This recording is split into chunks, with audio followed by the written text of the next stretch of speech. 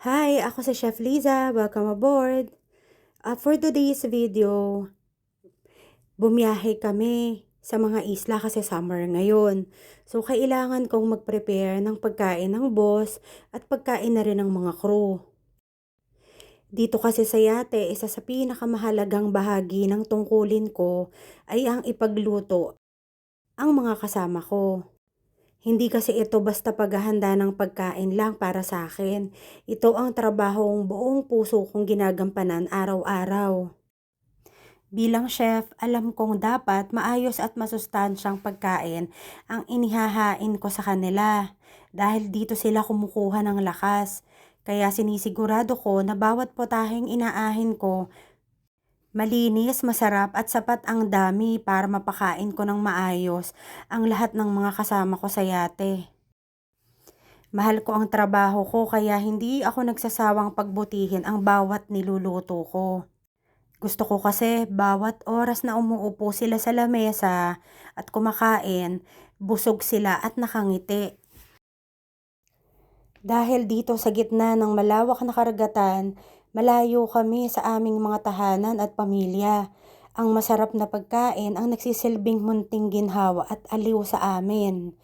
Kapag nakikita kong kontento, busog at may lakas silang bumalik sa kanilang mga tungkulin, doon ko lubos na nararamdaman ang halaga ng aking ginagawa. Ang kasiyahan nila ang pinakamalaking gantimpala ko at iyan ang aking dahilan kung bakit patuloy kong binibigay ang aking makakaya sa bawat pagluluto ko. Kung mapapansin nyo, humahawak ako dyan sa wall kasi medyo maalon talaga, ang hirap kumilos nang umuuga ang yate. Tapos ang dami pang nakasalang, yung food ng amo namin at yung food ng mga crew. Tapos mag-isa lang ako dito sa kitchen. O ayan, si Ian. Uminom ng kape. Nagtimpla siya ng coffee para sa kanila. Kasi yun lang naman ang mga libangan ng mga yan. Iinom sila ng coffee, tapos tatambay sila doon sa deck. Tapos ako nakaramdam na rin talaga ako ng gutom kaya kumain ako ng yogurt. O ayan, nagising na din yung apo ng boss ko. Nagpagawa siya ng pancake na may chocolate ganache. Minamadali ko na kasi ayoko silang mag-intay ng matagal.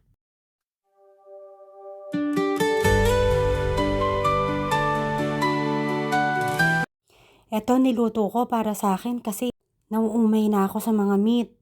Tapos itong mga grilled chicken naman para sa crew. After ko magluto, umakyat na ako dito sa taas kasi papanoorin ko si Ian. Kasi itatali niya na yung yate.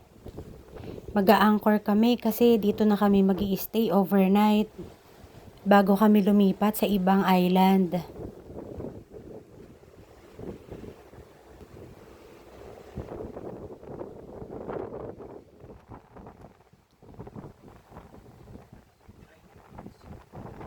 Ang ganda doon, oh. Ayun, oh, kulay green, oh. Tignan mo yung tubig doon. Ha?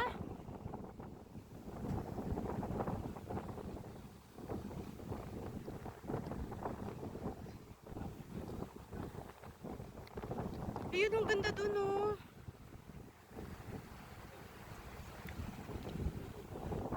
Wala kang magagawa. Trabaho mo yan, eh. Wala kang magagawa, iyan. Trabaho mo yan. Lumangoy ng lumangoy.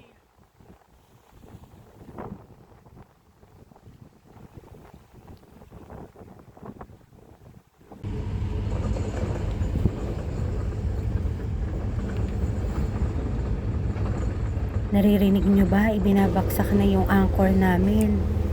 Kasi dito na talaga kami mag-i-stay.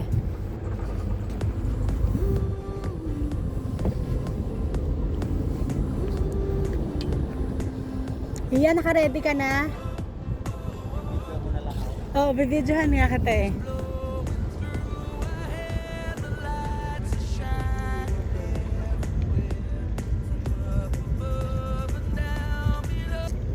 Ayan, nagre-ready na si Ian para tumalon. Nakakabit sa balikat niya yung rope. Kailangan niya kasing isabit yung rope doon sa may bato para hindi gumalaw yung yate para hindi mawala yung pinakapwesto namin. Ang hirap ng trabaho ng deckhand, no? Kasi kailangan malakas ang loob mo dapat pagka lalangoy ka ng ganito. Kasi hindi naman malapit yung nilalangoyan, malayo din.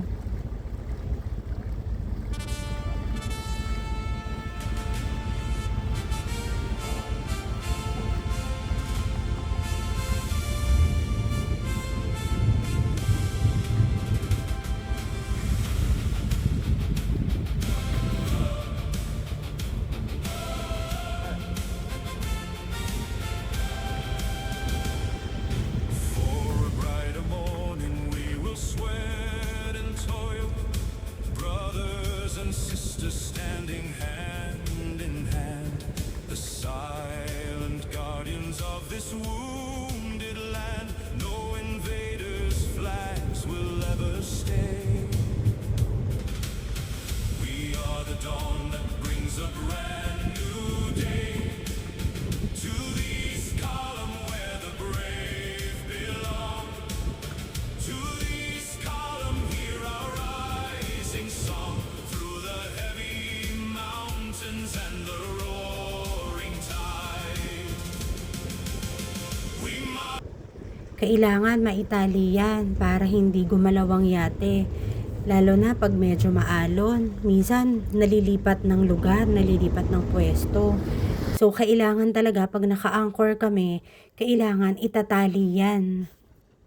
Dalawang lubid yan na magkakross. Yung isang lubid naman, itatali niya doon sa kabilang side. Ayan, naitali niya na. Pabalik na siya. Tapos, pupunta naman siya doon sa kabilang side. Ikakabit naman niya yung isang lubid doon. Kasi kailangan nakakross yung rope.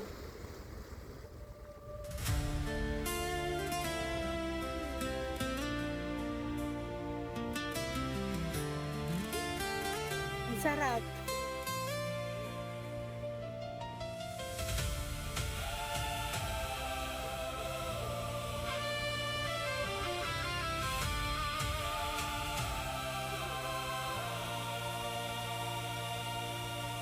I scream at the heavens, but nobody hears.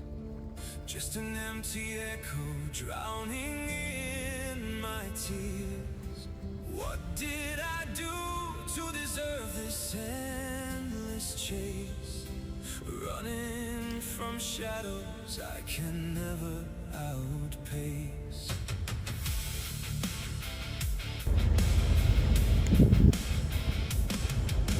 Why won't fate let me go? What is this curse? Medyo gumabi na, kailangan namin lumabas. Kasi bibili kami ng saging at saka bibili din kami ng souvlaki. Yung souvlaki nga pala, para siyang shawarma ng Arab country. Nakabalot siya sa pita bread. Masarap din siya, merong pork at saka chicken. Yung souvlaki, isa yan sa mga food ng Greek people. Sikat na sikat yan sa Greece. Kapag bumabiyahe kami, lagi kaming bumibili ng souvlaki kasi talagang masarap siya.